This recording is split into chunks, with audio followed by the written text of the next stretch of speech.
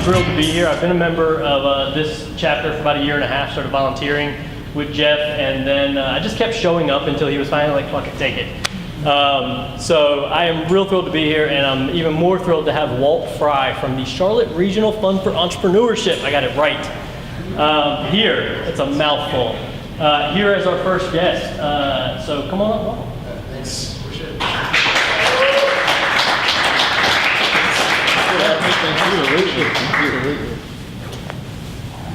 So, thanks for inviting me. The first time I was at a startup grind was back in probably January, February, when Sherelle Dorsey was the guest. And it was funny because I said, I like Sherelle Dorsey. She's like, I love her writing, what she does. And Jeff's hanging out with her, they're having a good conversation. And it was the day that we had just come to spend time with the Economic Development Committee of the City Council of Charlotte. And the purpose of that meeting was to talk about my organization, Charlotte Regional Fund for Entrepreneurship. And Cheryl stands up and says, I just heard about that Charlotte Regional Fund for Entrepreneurship. I don't know what y'all are doing. You guys need to stand up and get leadership in Charlotte to get your act together. I said, should I just fold down in my chair slowly, or should I stand up and say, that's me? So I did stand up and say, that's me. And that's part of what we do as part of the city we're trying to do as part of our activities. So I appreciate the fact that Jeff, Robert in particular, Robert Ingalls, would have us back after kind of being introduced so, inadvertently at that moment. So thank you for being a friend, and thank you for having us here today. Oh, no, absolutely. And we're going to be pounding drinks because Jeff said that the startup grind crowd does not accept a sober host. No. This is true. So, drink faster. And it's been kind of a tradition startup grind that we bring a gift that we also share with the host. And Walt said he was a Woodford man, which makes me like him even more. Even better. So, all right. Well, Walt, again, thanks for being here. Thanks for being my first guest. Sure. I've known you for a few months now, man, and every time I talk to you, I learn a little bit more of this story. I feel like you've been alive for 100 years. After reading your resume, I'm like, how did you fit all of that into such a short period of time, with still so much more to go? So you are from the Charlotte area, right? Yeah, I'm actually from Rock Hill, South Carolina, born in Rock Hill. Grew up actually in Columbia, South Carolina, but the Carolinas are my home. I'm very proud of that, and proud of a lot of things in my personal background. I have 5 siblings that grew up in Columbia, South Carolina with me. I feel you there. There was 5 of us in my house. So. Well, you know what? The thing that stands out about that is everybody kind of seeks kind of entrepreneurially to be who they are, and be who they are in a way that kind of creates their own authenticity. Sometimes that is easy to do. Sometimes that's not as easy to do in a household. But I was very fortunate to have a very loving household of siblings and family. So, you went to school, in this area. You went to school in Columbia, is that right? Mm-hmm. Yep, I went to public schools in Columbia. Keenan High School, go Raiders, right? Anyone out there who might happen to see this on Facebook, whatever, man, come on, whatever. So we went to Keenan High School, public schools. I only mention that because there's a sense that public schools are good or bad. They are what they are. They are challenged, right? And I'm very happy and excited that the city of Charlotte decided to pass a bond to invest in our public schools. Why is that so important? Because it absolutely creates a playing field and opportunity for our children of all different backgrounds and experiences to have access to the best education available. Without that, we're all very challenged. The only thing that really separates us from many others is our ability to have access to information, access to experiences, access to educational experiences, and to do so regardless of your income level. That's a very important thing to me. And I think it's important to all of us. Yeah. Right on. So from there, you graduate high school. Where do you go next? So early on, I was a relative high achiever overall. So went to. So this is a story. I'm going to tell you a story that a lot of people don't hear. So when this comes back to family and that kind of thing. So when I was in high school, I got accepted to Harvard undergrad, but accepted to Clemson University and a couple of schools, and West Point. And as I thought about all these things that were important to me, I actually said to myself that, I don't mind going to Harvard, but it's really hard. I had a scholarship, a partial scholarship, but it wasn't everything, man. It was hard. So my other siblings were in school. I saw how hard it was in my family. And I said that West Point is very prestigious, very good thing, but I was not a military guy at all. So, but I said that I would pursue West Point, do that as a thing that was very important for a lot of reasons, and maybe Harvard to come back around. Maybe it would, and I'm just fortunate that it did. Right? Sure. Yeah. So you said you weren't a military guy, which I can relate to that. Yeah. I don't think we talked about this. I don't know if I'd have made it through something like that. Yeah. But so what was the factor that made you pull the trigger on West Point? It was a couple of things. It was a great curriculum. It was a great place to learn and grow. I share with folks that when I got there, I'm a lightweight, so my weight, I won't tell you my exact weight, but I was like 2 pounds above the minimum weight. So if I lost like 3 pounds, I was out. I couldn't even go. So literally. So, there was no reason for me to be there. That was not the place for me to be, but it's a place where I landed. It's a place where we land where we land, and we act on what's available to us. So the trigger was just a decision. It was a decision to go, a decision to be there, and a decision to make that a part of my life. Okay. And it was, honestly, it was a good experience. When I was there, I said, man, this sucks. What am I doing here? But after a number of times and being away for a long period of time, I find that it was one of my more formative periods of my life. Yes. Well, I was going to say, going from not being a military man, something must have changed in those years, because then you do 10 years in the Army after that. Yeah. Well, there's something about, I come back to entrepreneurs. So, the not about entrepreneurial spirit is there's a not quit spirit, right? There's a willingness and a desire to figure it out and go ahead and move forward and achieve your objectives. And for me, I actually liked what I was doing.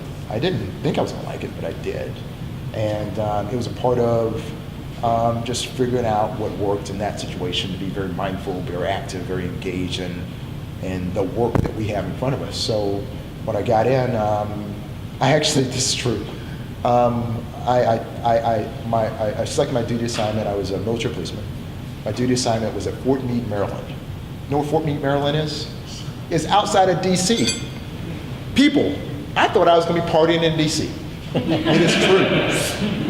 I thought after all this time, dude, I'm going to D.C. I'm going to enjoy in Washington, D.C., the environment, the work, the activities. And it just turns out that this is 1988, a lot of things going 1888 to beyond. And it turns out that my unit in DC was, we call Capstone Aligned, associated with a unit in Fort Bragg, North Carolina. So Fort Bragg goes everywhere. These are the best soldiers in the world.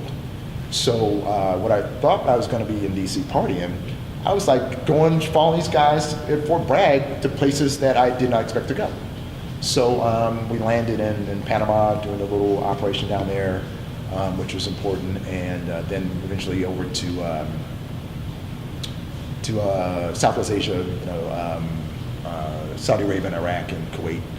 And then eventually, in a further assignment, landed in Bosnia-Herzegovina. So it was part of my kind of world tour around these combat zones. So I did not expect to do any of that. I expected to go to DC and hang out. And what it turned out in kind of a lifetime was being introduced to challenges that are challenges, acting on them in the time period that we had to act on them, and do the best we could with what we got. So I was very fortunate to have those experiences, very fortunate, to be totally honest with you, to have leaders and people around me who mattered, people who could make a difference for me, who coached me, mentored me, helped me, supported me in a way that I'm eternally grateful for. Sure. Yeah. Did you intentionally cultivate some of those mentorships, or were some of them just kind of in your path? I think, so I'm going to talk about those two concepts, right? Develop in your path. So I think it is, this is my concept of the world, so I have to share this. I think things come in your path for reasons. I'm a ardent believer in the way the universe works, and my own spirituality about how we are ordered, our steps are ordered, and as things come in your path, your mission is to act on them, to respond to them, to move forward the best you can, and I think that's kind of what I seek to do. And those people who were just awesome to me were people who were ordered in my steps. I love that. Where's Jalen? There he is. I was just saying, I basically said something similar to him. I read The Alchemist not super long ago. Oh yeah, I love it. And yeah, I mean it's things are there in your path for a reason. Capitalize on them. Yes. Very nice. I love that. So you spent 10 years doing military police. Yeah. What encouraged you at that point to take a next step? So, like a lot of us, as we look at our careers over time, that would have been, you look back in your life and say, so what do you do with that whole life you had? And it just happened that I'd been doing that for 15 years. I was in the academy, West Point, for 4 years, in the military for 10 plus years. I said, okay, is this what I want to do for the rest of my life? And are there other things that are relevant to me? Have I done all the things that are important? These are all wonderful, important things to me, but I also thought there were other things to be done. So what was your vision when you started back to school? I didn't know. I actually thought that... That's pretty much everyone who's going to school now. I didn't know. So, I just said, I said, I don't know. I think I know I wanted to leave the military. It's just I don't want to do that for the next whatever number of years. I love soldiers. I love so much about this.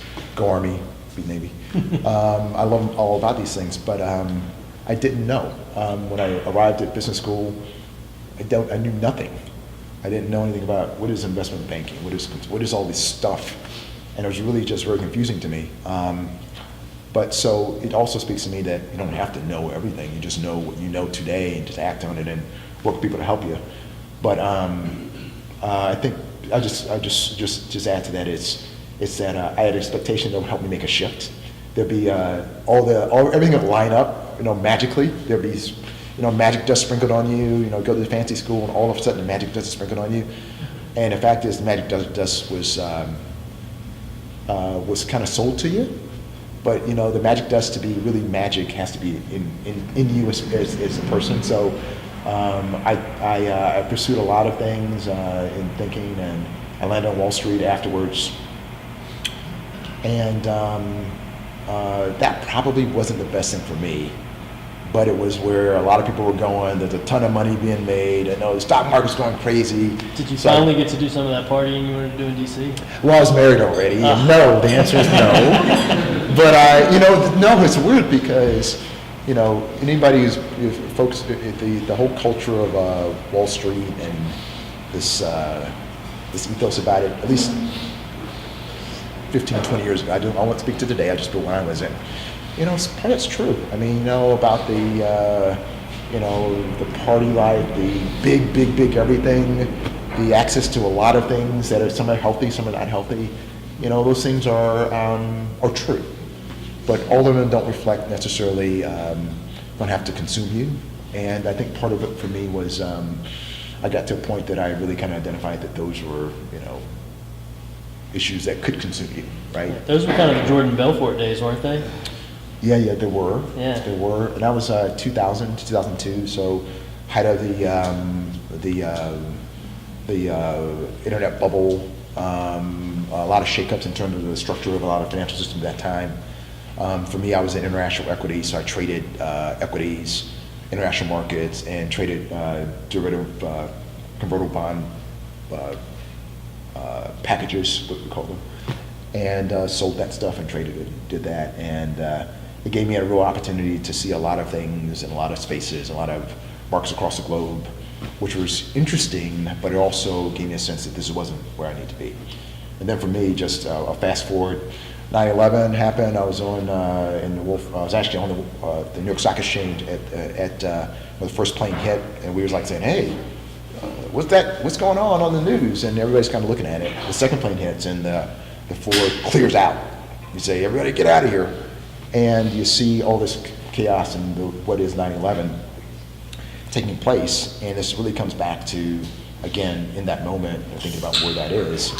And we eventually got through that, and the country's still kind of reeling from some of that. But we also made a decision that why do we do what we do? Why are we here? Do we have to be here? And we made a decision that we did not necessarily have to be in New York. It wasn't the right thing for us, career-wise, location-wise, et cetera. We made a decision that we were going to go other places. I'm from South Carolina. I said, let's look south. My wife's from Louisiana. She said, let's look south. And it took me a year to figure this out. I think I told some people this story. I said, my friends, my brothers in trading would say, hey, dude, what did you do this weekend? He said, oh, nothing, we just hung out. I said, I'm plotting my escape from New York, right? So I was plotting my escape. It took a year to plot the escape, but we landed here in Charlotte as a result. Yeah. Was that intentional because you were from this area? The intentionality was to get south. So it was. But not so far south as Louisiana. No, we talked about Louisiana. We thought about, it was a year. It took a year because the markets were like, the volatility was crazy, and I was kind of in this space of trading. So I was very fortunate to meet some great, incredible people at Bank of America. So I'm very fortunate about that. The way I put it is that we were willing to go almost anywhere south. We go to Washington D.C., we go to Richmond, we go to Charlotte, we go to Atlanta, we go almost anywhere, and it was just hard. And we were just very fortunate to find some outstanding people here that were willing to give us a chance. Nice. Yeah. So tell us about from landing here to how you ended up in the position you are with the Charlotte Regional Fund for Entrepreneurs. Yeah. So I'll give you the short story on a long name. And that, so for my time at Bank of America, I was in a lot of different roles. My first job was in product innovation. So we were creating products, and we were doing fintech before it was called fintech. So creating products using payment platforms to do cross-border remittance and all these kind of things. So, the space of strategy, product, payments was something I started in. It's been a part of what I've done for the last 15 years. So we've been fortunate to be at the front end of the debit card industry when we thought that the high end of debit card transactions was, you were like the top quartile if you did like 8 transactions a month, 12, and I do that a day now, right? So this whole place 15 years ago is very different than where we are today. And then with Check 21 and first of all, Check 21 and the whole ability to do to use OCR to view checks, all these things that allow that to happen. We thought, and my products were the back end, how do we get efficiencies? Where we are today is those things are front end. Those things are consumer products that make a difference. And I'm really doing a big, having a huge difference in remote deposit capture and ATM processing, all these things that are changing a little bit of the consumer experience. Fast forward even now, for me, being at places where these things are happening, places where you're acting on them in a corporate environment, because I was a corporate innovator, and I really want to emphasize that because my role as a corporate innovator, I'll have to tell you out loud, was to protect the castle, right? I'm protecting the castle.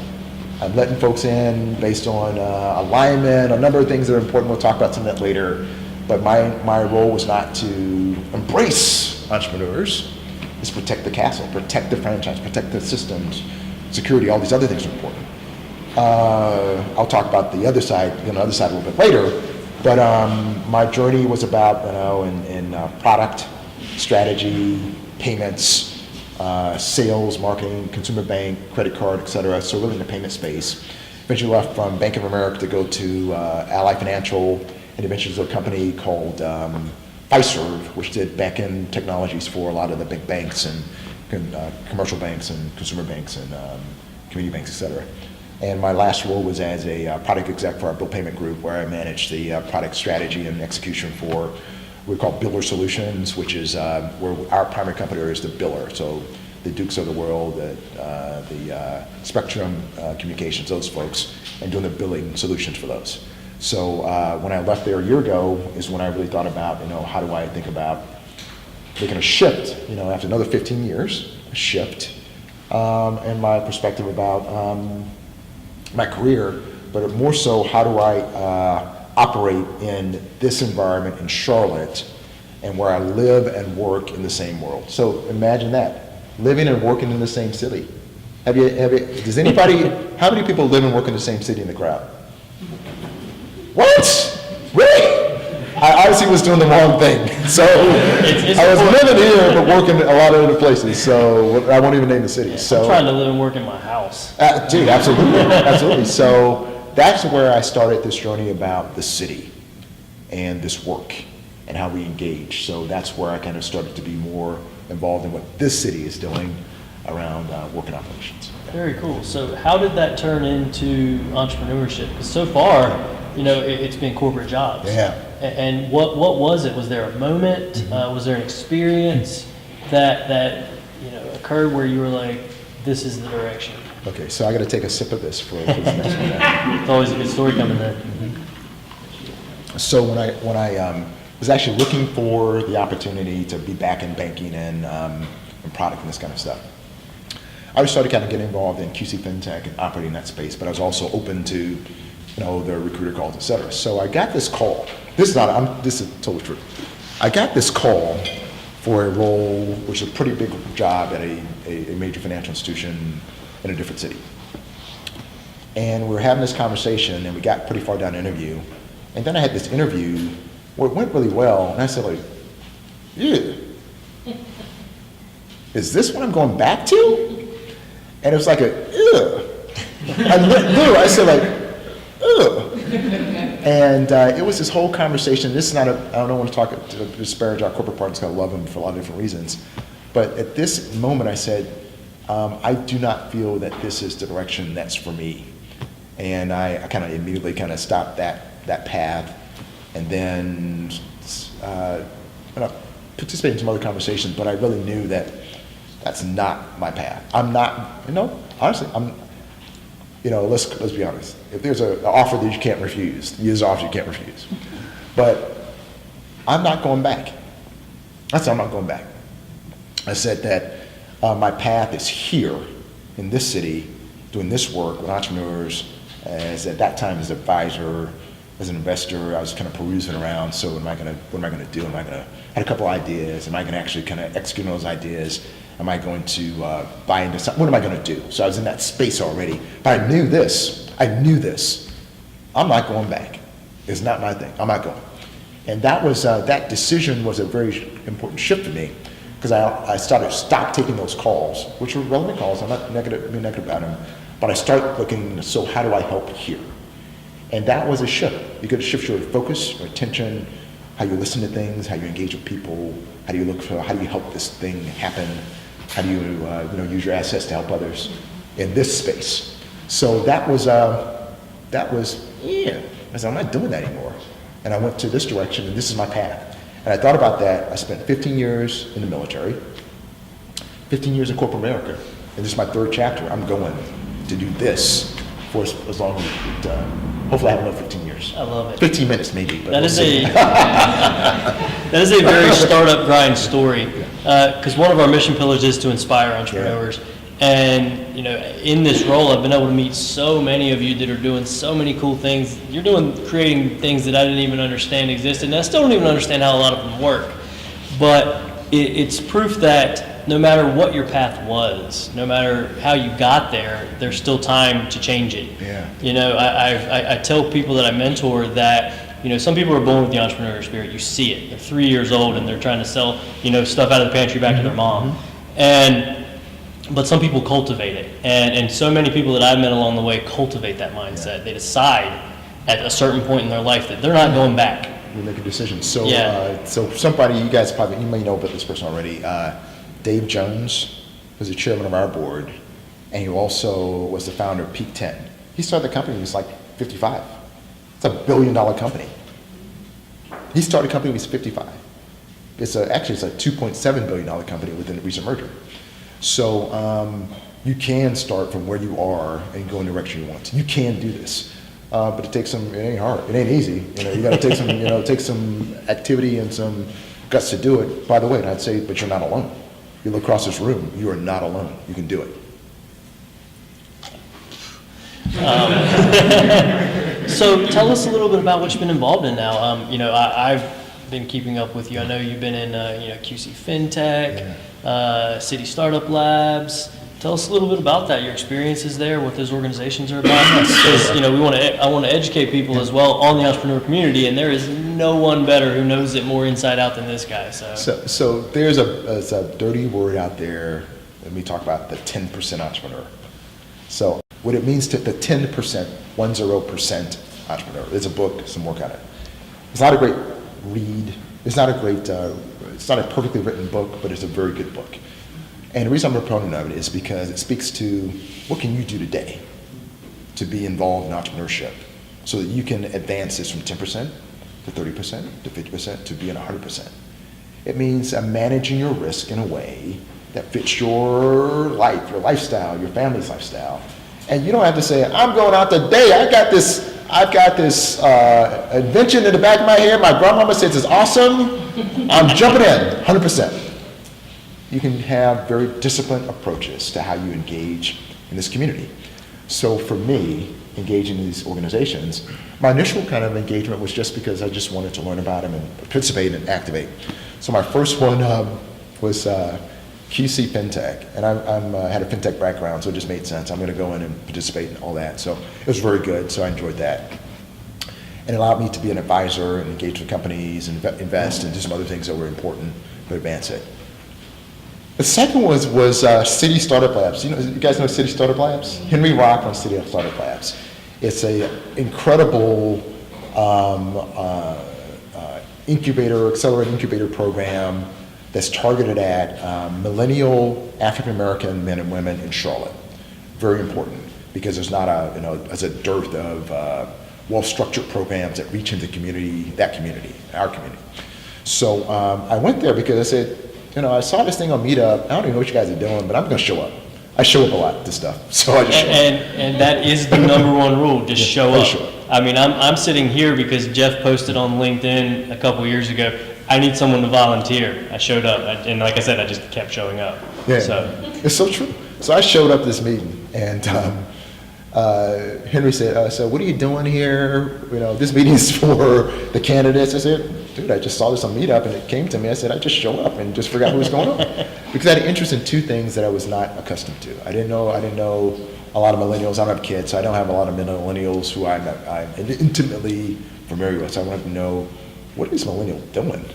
And then two, I have a lot of research stuff I've done in the past, but not intimately engaged with them. So number two is about, so what are we doing in the African American, the minority community about entrepreneurship? So I had a real interest in, what are you actually doing? What is this? What is this thing? So I went to this meeting, and it was incredible. This room full of entrepreneurs who had aspirations of learning more and doing better. And I just fell in love with Henry, fell in love with the mission, what they do, and I joined as a mentor and active supporter. And they have a strong mission about increasing the mindset, skill set, and network for entrepreneurs of color, so we can build a base of stronger entrepreneurs of color. So important because part of our work with CRFE, which I will share, is to focus on an intentionally inclusive ecosystem. That means that we are not seeking to. I have the two kind of responses I told you this before. It's like, one group of say, hey, that better not be a bunch of handouts or quotas. Other group says, hey, sign me up for the minority contracting program. I said, it's none of that. It's about creating a platform where we have robust quality resources that are available and reaching out to communities to make them available to them. Aware, trained, ready, so that you can be really effective as you go out into the world and change it. So, I love Henry Rock. I love Dan Roselli too. And I love Amy Chu, who's doing this work with Queen City Forward that's about social entrepreneurship. And this is not about creating another nonprofit. It's about creating businesses that have social impact. And I think she does an outstanding job of it. She does, I'm on her board for that as well. And she does a great job in kind of creating programs that matter, that speak to the intimate things that need to be done for coaching of entrepreneurs in the space. And those are the three that I'm directly involved in, and Aspire Community Capital. There's a bunch of stuff. But at the end of the day, it's really about, there are interesting, incredible people in our community who are out there to help. Incredible people. By the way, a lot of them out here, you know. And I could name names, and I'm not going to do that. I probably will, but I might need to. But there's incredible people out who are ready to help. And I come back to, you're not alone. You don't have to be alone. You can access resources. We do have things that are available to you. And our mission is to make resources available to entrepreneurs, to make them stronger and our community stronger and better, and to create better companies, stronger companies, more access to wealth, more jobs, upper mobility, and access to capital. Those are the things that we believe are the outcomes we seek. Right on. So tell us a little bit more about the Charlotte Regional Fund for Entrepreneurship. I haven't messed that up yet. Yeah, you practice. So impressed. I practice. I did practice. So, but yeah, tell us how you got involved with that. I know you were interim director at first. How you got involved, what the plan is, and how that is going to directly benefit the entrepreneurship community in Charlotte. I'm so excited about this. So about a year ago, I was minding my business, kind of perusing around, doing what I said, investing and doing things and just minding my business. And somebody said, hey, Walt, would you mind helping with this work? And it was a person by the name of Kiva Walton and some others who were just outstanding leaders in our community in the Chamber of Commerce, who are dedicated to lifting up entrepreneurship in this community. I know, I'll say it out loud, the Chamber has a bad reputation around some entrepreneurs. I get it, I know why.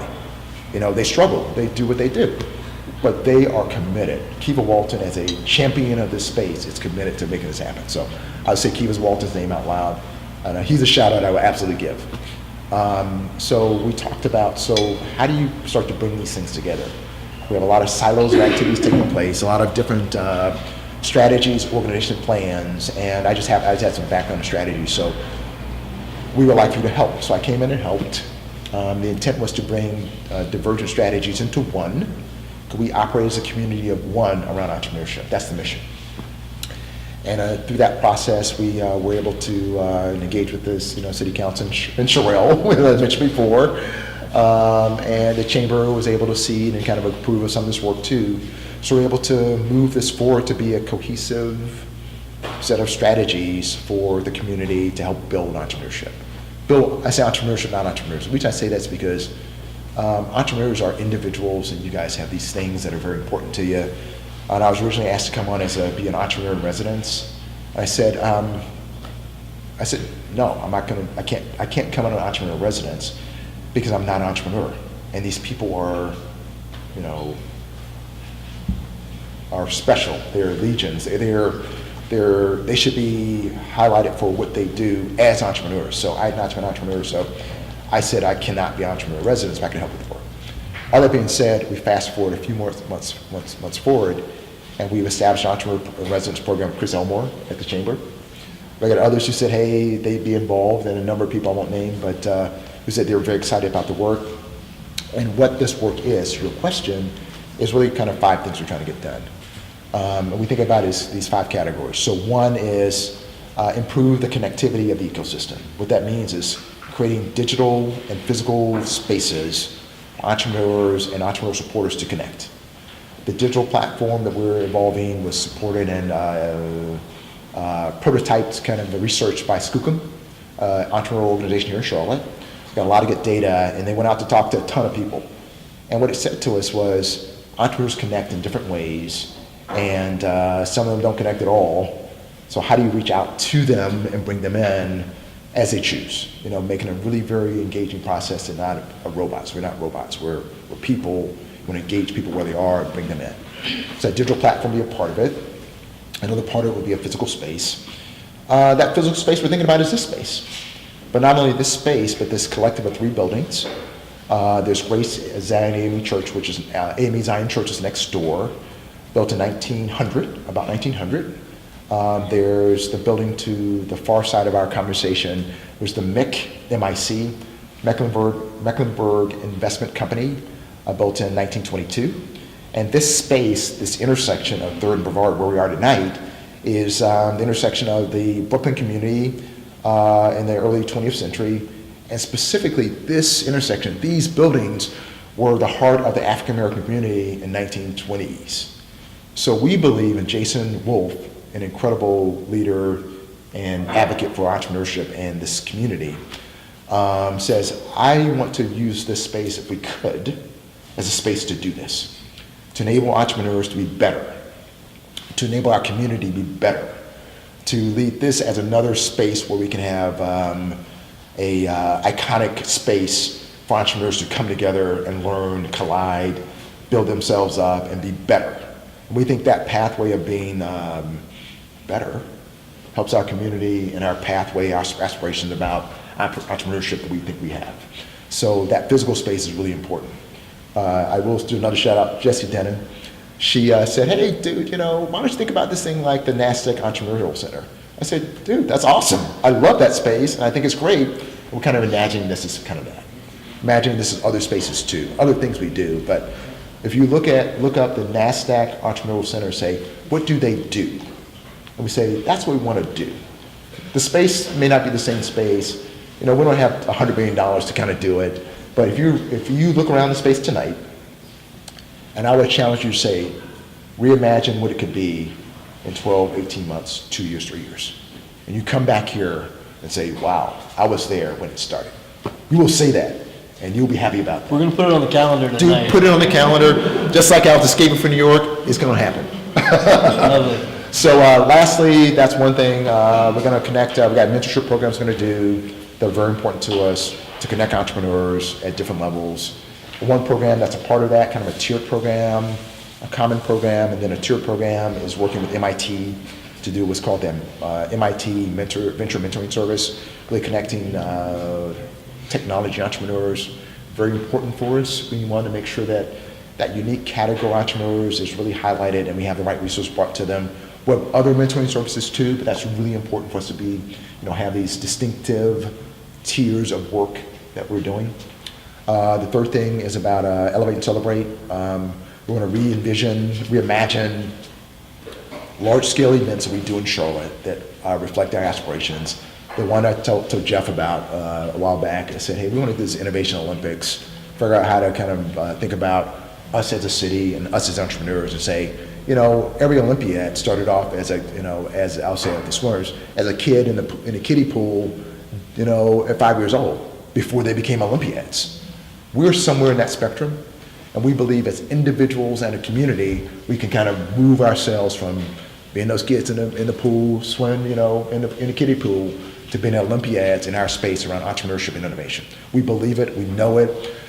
These things take investment, time, et cetera, and we believe our roadmap is 3 or 5 years, but we can do this. We absolutely can do it. And there are things we'll see evolving in next year that you'll be able to help us with. The last couple of things, capital, got to think about capital. How do we access it? How do you develop it? To engage people who really can help us.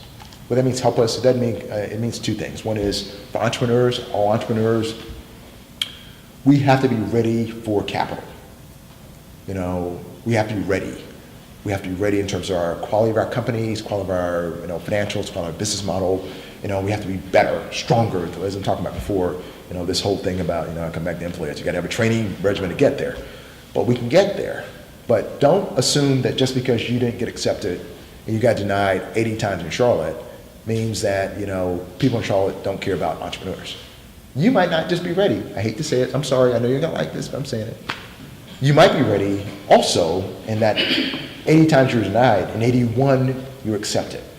You will be turned down 99 out of 100 times.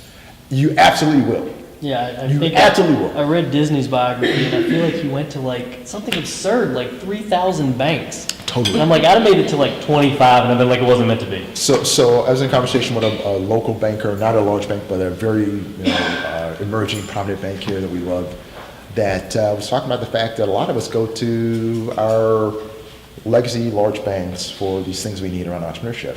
But there are community banks, CDFIs, others who might be able to meet some of your needs, but you have to explore these other options. Banking options that help you at the early stage.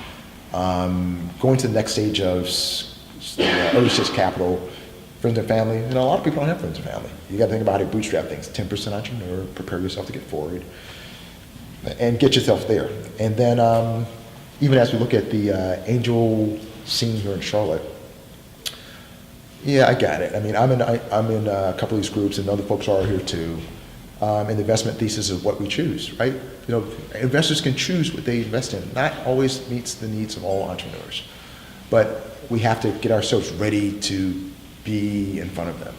So you have a lot of options. That's all I'll say. You have a lot of options. Explore those options, but capital is important.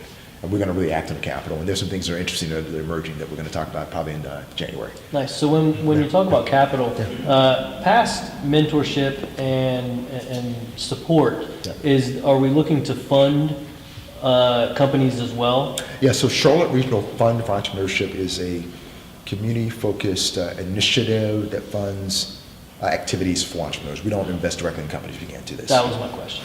But our partners could. The people we work with could. So we're working with these partners who are thinking about how do we form investment funds to invest in early stage investing here in Charlotte.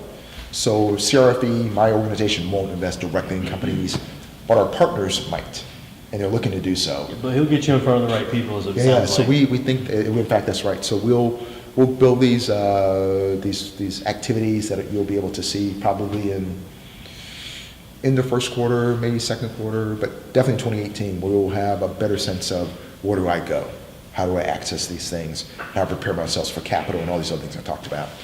And I think I hit, yeah, and the last one, I said 5, so I hit 4. The last one is connectivity to corporations. Of all the assets we have, other cities don't have, we are a corporate town. We are.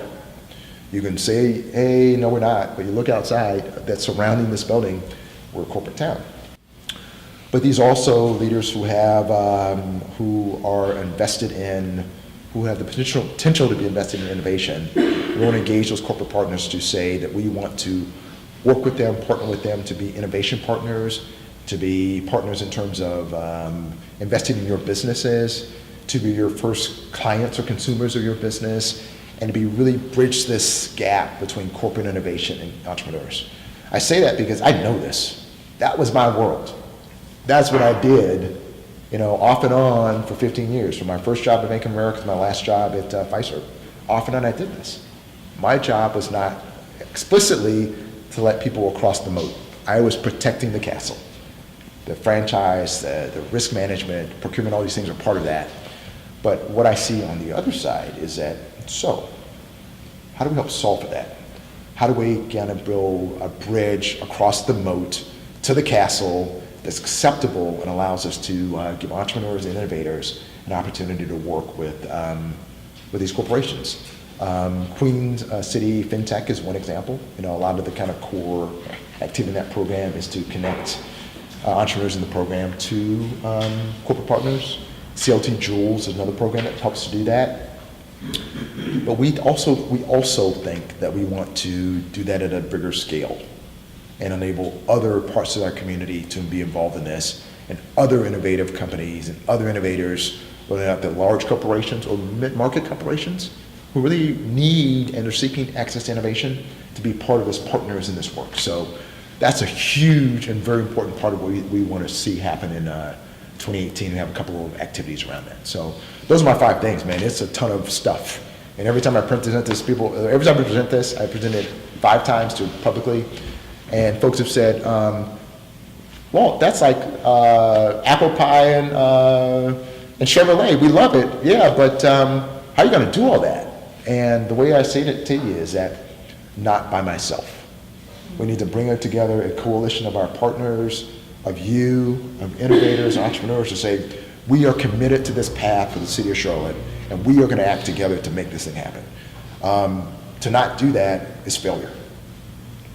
And by the way, if others can do it, why not us? So I'm just telling you, this thing is happening, and I hope it happens with you. So right now, where is I'm going to use the acronym this time, it's right there, so it's helpful. Yeah. Where is the CRFE with entrepreneurs right this second? Like if somebody is looking for support and mentorship, where are we right now? So honestly, the immediate thing that you can do is contact me. I talk to a ton of people, and I love to talk to anybody who wants to talk to me. And how can they get up with you? The best way to do it, to be honest with you, is hook up with me on LinkedIn, because I get all these cards, and I got like 1,000 cards. I don't know what to do with them. If you hit me up on LinkedIn and just say, hey, I met you at this place, I had a question. I talk to people across the country for these same reasons. I love to talk to you. And then for us as an organization, we're going to relaunch a website, web presence, and I hope that we can, advertise that through you guys to say, hey, this is a follow-up to the conversation, and that'll give you an opportunity to link directly through the website, and that'll do two things. One thing, it'll be a place where you can say, how do I get involved? You'll see those 5 things and say, hey, do I want to participate? Do I want to volunteer? Do I want to be a mentor? Do I want to access? And by the way, I'm going to tell you the truth. All this is not for you to be a consumer. It's for you to be a giver. So all this is about, this whole concept, that works every other place is, paying it forward. You saying, I'm going to give something, and I expect, somewhere in the universe it's going to come back. By the way, it always does. It always does. It comes back 10 times you thought you were given. So if you can say, I'm willing to give and participate, we're going to have a place for you to come, in about 2 weeks if you come, and it's kind of acknowledge that you want to do something. And then first quarter, we're going to roll out this platform, what we're calling a digital platform, digital community for Charlotte entrepreneurs. And the intent behind that is creating a digital space where you can come and participate. There'll be a place for organizations that are important. City Startup Labs, Henry can have a space that's unique to him. And we'll have a space in general for Charlotte, and the intent is for everybody to connect. And I won't go into too much detail about it, but it's the intent is for us to have a digital place to connect so that it results in this physical connection. At the end of the day, you still got to do this. And by the way, we want to still do this. But the story that I tell time and time again is, everybody says, hey, it took me, when I met Robert, it was awesome. He was the most incredible person I ever met. Where was he all my life? I say, but it took me 12 months to meet Robert. Why 12 months? It should be 12 days, it should be 12 hours, 12 minutes. So I'm going to find Robert, and because he's a part of this community, and I'm a part of a giving community, I would want him to meet with me, and I'd expect him to. That's what we're creating. This is not, I know we say a lot about ecosystem, that's a very organic thing. I'm talking about community. How do we bring the community together to make this work, to make innovation, entrepreneurship, and community work together? That's what we want to do. Boom. All right, I'm going to open it up to questions in a second. Before I do that, because I'll probably forget if I wait, I want to thank a couple people that help out. Sebastian McShane doing all of our video production. He does all of Startup Grind Charlotte's video production. Is that Sebtomac? Is that your production company? You can find them on our website. You can click the link. It'll take you right to his website if you want to work with him. Let me look around the room. We have Joshua Lee back there helping out. He is an attorney. So, hey, Joshua, thank you. Stephen Corby. We can clap for everyone. I don't mind. Stephen Corby with the law office of Stephen M. Corby, right? Civil litigation and family law. And then Michael Simmons is around here somewhere. There he is, WIMS Consulting. So thanks a lot. Really appreciate all of your help bringing this together. So. And then the next few events. Next month, January 10th, we're going to be at Advent Co-working with Lindsay Hasser. She is working on a really cool app, Notable. It helps people with disabilities connect to each other and learn skills, and also connect to employers to help them secure employment. So really cool stuff she's working on. And then I'm really pumped about our February event as well. To You Laundry, maybe you've heard of them. We're going to be working with, they're going to come and we're going to have them, Alex and Dan, are going to be at Avid Exchange's new building, which I haven't even been inside yet, but every time I drive past it, I'm like, this thing's amazing. And the pictures look really cool. So we're going to be at Avid Exchange on February 7th. So I look forward to seeing everyone there. And with that, I will open up the floor to Q&A. My name is Brian Starks. I'm an investment banking analyst at Wells Fargo.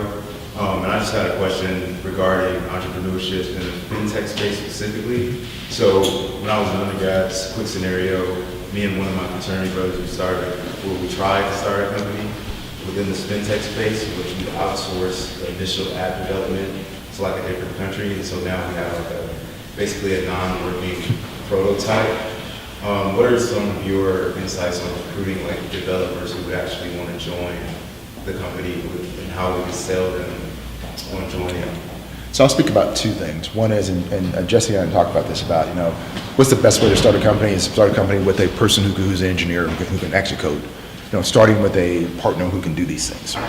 But if you don't, one of the big challenges is that you're working on a very tight budget and you don't know what you're doing. And you've never really done requirements to be sent overseas to a development shop in Korea or the Ukraine or wherever these things might be that you're doing. So you end up kind of communicating what you think from a process perspective, an experience perspective, but really not knowing what you're telling them. And they deliver exactly what you say, which is not even usable. And other part of this, they end up delivering oftentimes things that are not, could not meet compliance requirements for fintech, because you have to know that many of the regulations around our financial institutions have an expectation that development and especially use of data, it happens here. So what I would offer is that in this realm of identifying technical talent, that you really start to identify advisors, mentors, others who are in the space who are willing to advise from I use a CTO perspective on how to develop your architecture for your app. I should say your experience, because it might be an app, might be some other things around it. It's got to be other things around it, right? Really designing experience from an architectural perspective, assuring that you're doing the things that are expected from a compliance perspective to even make yourself viable as a fintech company, and then do it in a way that you really sense that you're building something that's leverageable going forward.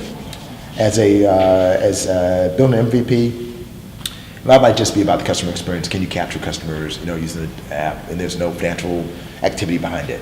When you start building for the purpose of really doing financial transactions, that becomes a different ball game that requires different skill sets that could be accessed through some of the networks that we are developing through QC FinTech and others. We start to think about, so how do we make sure that you don't have to be a part of QC FinTech to have access to these resources? Because everybody's not a part of QC FinTech, and that's a wonderful, wonderful program that's very important for the city.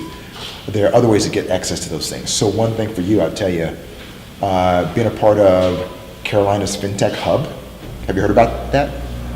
So Carolina's FinTech Hub is going to be huge. The reason it's important is because it is really designed to create Charlotte as a FinTech hub and then extend the assets of Charlotte and the Carolinas really around FinTech to other innovators and entrepreneurs. So you do not have to go through, I was talking about, so how do you do this? But that's how you do it. You leverage the FinTech hub as a platform. The other thing is they do, and Jake is right here. Jake's sitting right next to you. Let's look at Jake. By the way, he's also investment banking. You should talk to him. Yes, exactly. Talk to Jake. So an important thing, they do hackathons, they do meetings and meetups where you meet these people who are in the space that you need. And we're doing that in Charlotte now. So you know what you do? Talk to Jake. He'll tell you everything you need to know. But join Carolina's FinTech Hub, look up it online, and that'll help you. So I rambled on that a little bit, but that's important. It's about connections, about organizations, about going down paths. Honestly, entrepreneurs going down paths that they think are correct because they are at the time. It's the best you know. But if you have help and advice and people who can help you, you might avoid some of those mistakes too. Somebody else over here? Yes, sir.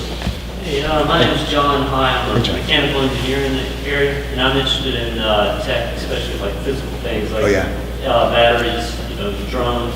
And I'm interested in learning more about the MIT connection you're talking about. Yeah, so I'm going to talk about two things first. I'm going to talk about what you said are your interests. Are you familiar with Inventus?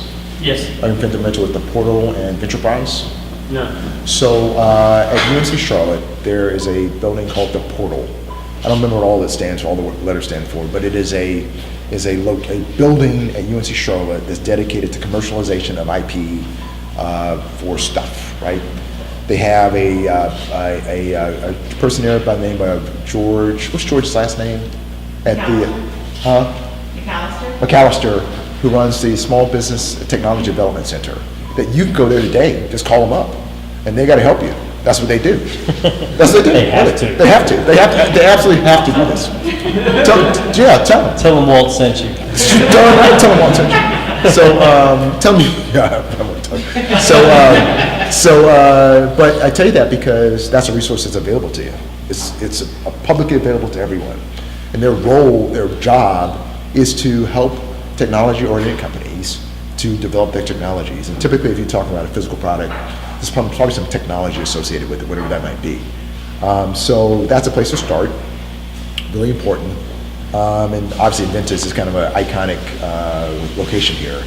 But I would say start with George is a way. Now, what's your question? I answered something else before the question. Oh, the MIT, you're talking Oh yeah, so the MIT Venture Mentoring Service. So MIT, I talked about it today. So the MIT has a service called the MIT Venture Mentoring Service that was started 17 years ago on campus to bring together entrepreneurs, innovators, technologists on the MIT campus in Cambridge to help their students, their faculty, become better entrepreneurs.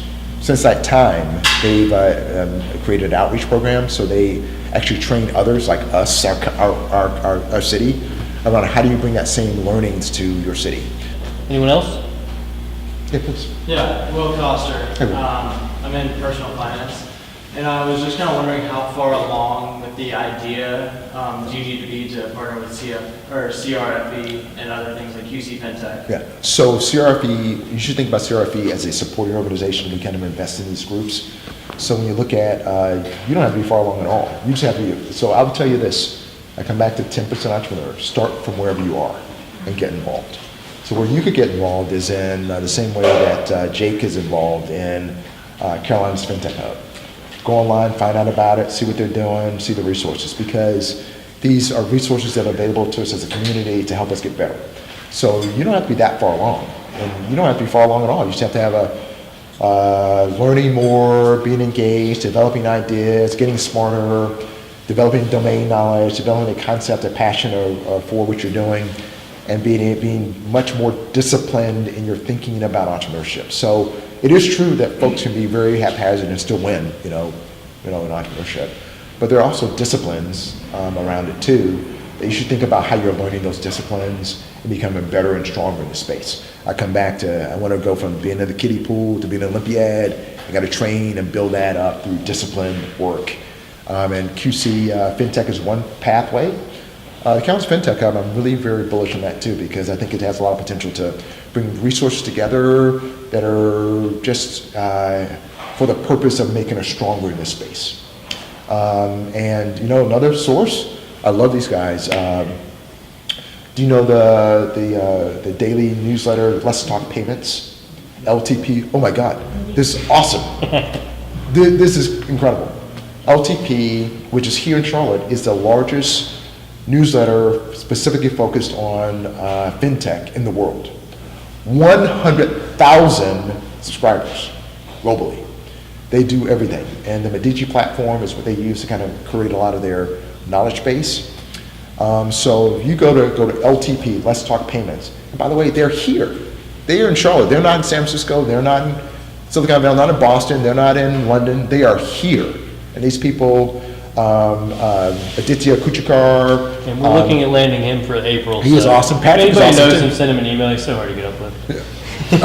Just to get them. So all these people, they're incredible, and they are making a difference, and they are here. That's what I'll tell you about Charlotte. We, despite where people might see us in the kind of rankings of some of these kind of entrepreneurial spaces, you guys have incredible people who live here who can make a difference. So don't make any doubt that we have this platform that we can really drive out as a community to leverage our assets to make this thing better and bigger. And you will be, with you involved, will be amazed at what we can do. Well, and if you don't know Will, I would get to know him because you're probably going to be working for him one day. Will, I would tell you, awesome. You can Yeah, tell. he's I like, can tell what are this. you, 22, Will? Yeah. Yeah, he's doing way more than I was. So who in the room is below the age of 25? Right on. Exactly. That's when I should have started. All right, who in the room is above the age of 50? Okay. Yeah. So, all right, yeah, I'm by myself. All right, one more. We got one back there, Okay, right? yes, sir, Yeah, please. hi, John Hey, John. Mann, practicing emergency doctor, and I've got an interest in the usability and health tech space. This is a little more of a comment than a question. First off, I love everything you've talked about, and the 5 points are amazing, specifically with regards to opportunities for the underserved, as well as the from kiddie pool to Olympiad. Are any of you familiar with Dean Kamen? I use one name, no. Has anyone ever heard of DECA, his company? What Yes. about the Segway? I've heard of So DECA. everyone's heard Segway. Where did this come from? Well, a lot of it came from where his brother was a doctor, and he saw that people that were type 1 diabetics are stuck to the hospital, and they created portable insulin pumps. And they created later things for people that have lost an arm, that a small person can wear. What Dean has often done, and he created a program called US First Robotics. He wants scientists to be like basketball stars for the people that are growing up in underserved areas as someone that they can look up to. And that's kind of what you're talking about here. And so as a high school student, I participated in this first robotics competition where you have a quick mini hackathon that's based from high school's class. You all get together, you come up with a robot, you design it, you build it, you compete, you're learning how to go down this path. Kind of what you're describing sounds like those are your kiddie pools. Those are areas where you could potentially get investment, interest. You were talking about, if you start a company and you have an engineer, it's so much easier. Why do we have such a lack of engineers in this space when there's so much potential opportunity for training? So that's my comment that kind of tails in from what you've got. I love where this is going. I'd love to see how this goes. I'm relatively new here, but I like what I'm saying. Okay, so I'm going to, thank you for the comment, first of all. So I think I'm going to add on to that comment that is, so the opportunity for us to connect the dots among all the things going on is kind of the real opportunity. There's a lot of good stuff going on. My personal opinion, a lot of good stuff that's subscaled, a little bit here, a little bit there. If we connected the dots, it become bigger and we can put more emphasis on them and pull more people in. So one of the missions that we have is how to connect these dots. And as you kind of were talking about, the robotics opportunities that you guys started in, well, those things are happening here. But do we know about them?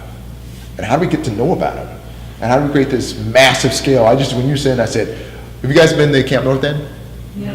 So what would happen if we kind of made that main building that we've had they had the creative morning and event in? That become like a big old robotics, hack off, or this whole, battle of the robotics. All these things that what would it look like if we decided we're going to do it. I don't know. Half of it won't be able to get done, but half of it we will get done. We just have to go and start.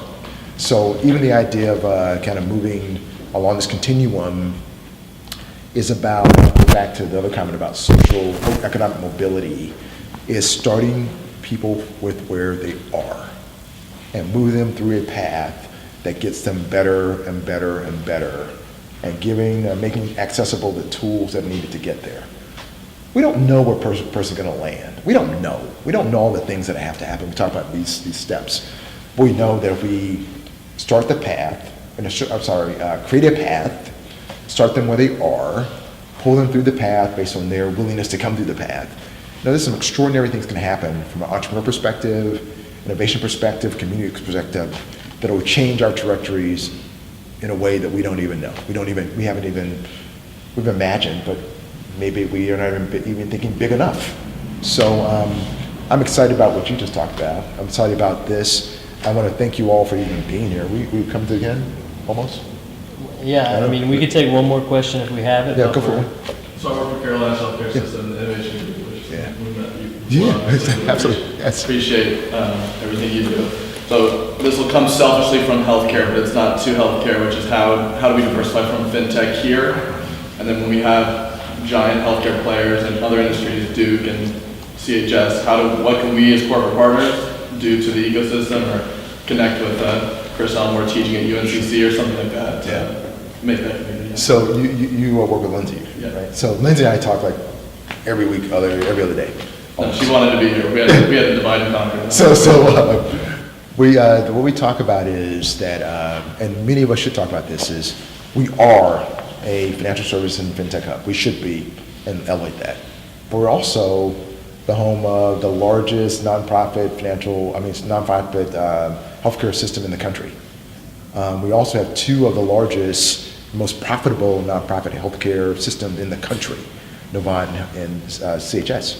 CHS, I'm sorry. And as we think about that, it comes back to how do we leverage our assets? I talked about a little bit before, leverage our assets in order to connect dots among our community of entrepreneurs. So we think that a lot of kind of work we think we'll be able to get done about how how do we bring our innovation teams that are in these different segments together? So if we have folks at Duke, or Kellogg's Healthcare, or Novant, or Bank of America, these other places, or NASCAR, or NBA, what would it look like if we imagine bringing them together to say, could we work together and solve some problems, think about how to solve some problems commonly, and think about how to leverage our insights to kind of create new opportunities? Healthcare and fintech, healthcare and sports, healthcare and energy, all these things that could be, options collide and create things new, and what would that look like? So we're actually going to be having some conversations to bring these groups together in some innovation forums in the beginning of the year, probably January, with the intent being getting their buy-in about, how do we create something different that leverages all the assets of the city. We're a corporate town. These corporate innovation centers are here. My friends tell me, hey, I'm on a plane to San Francisco every week. Why is that? Well, don't. Stay here and bring them here. What does that look like? How do we do that? Easier said than done, I know, but we got to at least start to the conversation how to get that done. So I think the connectivity and around this corporate connectivity is important for us. Innovation forums, the ability for our corporate partners to think about and consider. Would you be open to reverse hacking your ideas, your problem set to the community and getting buy-in about how to solve those problems? Would you be open to participating in these Hack Olympics, these Innovation Olympics about solving problems together? And then using it as a platform, coming back to your other point about the community, use as a platform to create our capabilities around innovation, entrepreneurship, community engagement, connectivity, and using all these things to, again, connect these dots. These dots matter. And if we kind of continue to do things in dots that are separated, we miss the opportunity to maximize our impact. So I think there's a lot we can do together. I'm looking forward to it. Right on. Yeah. All right, before I let you go, Walt, I want to talk to you guys for one more second. Yeah. So Startup Grind, it's a global organization, and our mission is to educate, which Walt did. He damn sure inspired me, which is our second one. But our third one is to connect, and I take that part very seriously. And when I say connect, I don't mean just make some friends. I mean, I absolutely want you to make friends, but this is also a resource to come together with like-minded people that can help you get where you are. So I know some people aren't naturally good at networking. They get a little hesitant talking to people. If that's you, come talk to me. And I will find people that to hook you up with, to help you connect with, to help you get a little bit farther, because I consider that one of my jobs as the director of Startup Grind, is helping you connect with people that are going to help you get further along in your journey. So we're going to take a few minutes here after to network. If there's still some pizza left, there may be. I think there might be a couple of beers left back there. Is there any beers left back there? You can fight for them. And have some Woodford too. Right, and there's some Woodford too. That's Walt Woodford, so he can give it away. But if take some time, get to know each other. And if you want to meet someone and you're a little apprehensive, come talk to me. If you guys leave me alone in here, I'll talk to the wall. Yeah. So I'll be happy to introduce you to anybody you want to. So thanks so much. Thanks, Walt. Can I say one last thing? Hey, Ken Brokaw. Who? Get the plug on the stage. Yeah, dude. So I saw this on LinkedIn. I said, who's this dude? Like Ken Brokaw. I said, what is this thing? And I said, it was very interesting.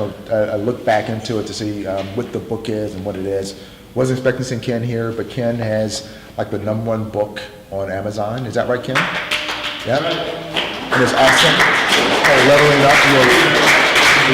Leveling up your life. And it's really about, how do you make a cohesive life around work and balance and character and all these other things that we sometimes seem to separate. So, Ken, dude, thank you very much for your contribution. I appreciate it. And I want to say thank you all for kind of, getting through the traffic and the weather and the parking and all this other stuff. Coming uptown's not easy. So thank you so much. And I'm just very grateful to have you here and to be a part of this conversation and to kind of think about and advance how we change together, how we grow together, which this is all about. So thank you. Right on. And while we're talking about Ken, if you want to learn a little bit more about him, he was just on my podcast this week. So you can go to robertingles.com. It's a great podcast.